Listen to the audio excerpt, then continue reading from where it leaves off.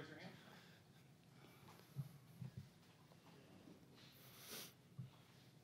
Yeah, Brian, you had 4 steals tonight. Did you do anything Differently on defense? Not really. I think I played a little more aggressive defensively, but I was just trying to make a couple plays. Coach has been on me about being more aggressive defensively and just getting in passing lanes and trying to read people's eyes a little bit. Paid off. Through the three-point play at the end, I mean, what did you see in the defense? I saw a little opening to the right. We were wasting clock, and I was just the way they've been calling the game lately. I was just trying to create contact and get to the foul line. And I got all the way to the rim and just was able to put enough English on it to finish too. So how would you rank this as one of your top games, or how would you rank this as one of your best games? It was a good game for me, I think personally. I don't know where it would rank at. I don't really think about that too much.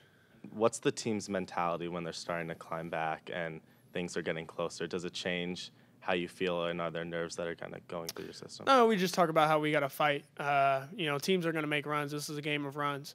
And we have to fight, and the game's never over.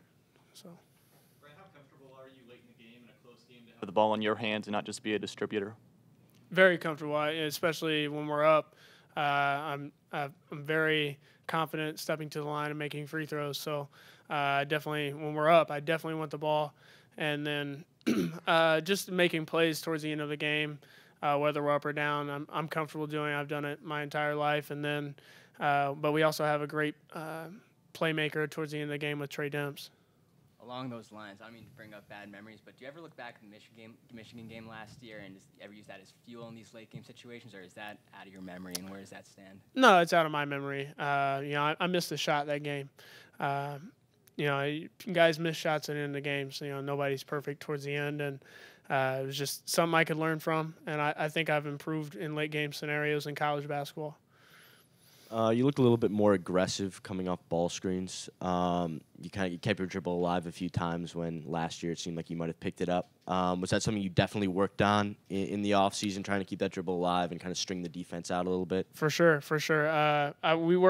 Coach Baldwin and I definitely worked on it a lot this summer. And then when I went to the Curry camp, it's something that we talked about in film, and so it's just something I've continued to try and just keep my dribble alive and make the reads. What was the plan with Gilbert tonight? Was there anything specifically that you were trying to do to kind of slow him down? You did a good job in the first half. You still finished with 18, but with those 5 turnovers too. Yeah, we just had to get into space. He's a great shooter, and in the Princeton offense, he's great at setting up his cuts, and that was something that when I first came here in the Princeton, I was kind of familiar with, and but guys did a great job on him. A lot of guys guarded him, a lot of switches, and we just did our best to contain him. What are some things that the team needs to address before the game against Columbia? Our defense definitely has defense and toughness just has to get better for Friday. They got a great guard, that we got to lock in on, and give credit to them tonight. They did a good job in pick and roll offense, but that's something we're going to have to address for Friday, and just kind of prepare for that game. That's our next game. What do you see on the pass from Bryant there late in the game for the three-point play you had? What I see? B-Mac found me. He made a lot of big plays down the stretch, and I feel like he carried us at the end of the game there, and that's just what he does. He makes good plays, finds the right guys, and that's B-Mac. Anything else for Sanjay? All right, thanks everyone.